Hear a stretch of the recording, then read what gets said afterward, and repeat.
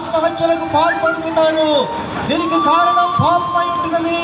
పాపం వలన వచ్చి జీతము మరణం అని బైబిల్ సెలవిస్తుంది. పాపమును తీసివేయడానికి ప్రభు యేసుక్రీస్తు వారు 2000 సంవత్సరాల క్రితం ఈ లోకంలో ప్రత్యక్షమైనాడు. ఆయన కన్య మరియ గర్భమందు జన్మించి సర్వ మానవాళి యొక్క పాప పరిహారం కొరకై శిలువలో ఆయన యజ్ఞమైపోయింటున్నాడు.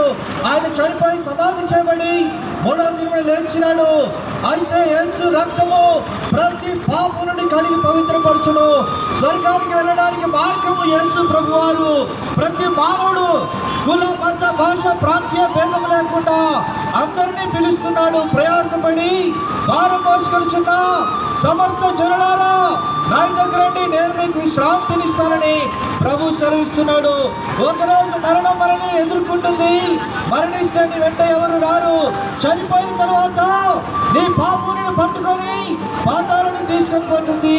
అట్టి భయంకరమైన పాతాల నుంచి తప్పించడానికే యేసు ప్రభు వారి లోకానికి వచ్చారు.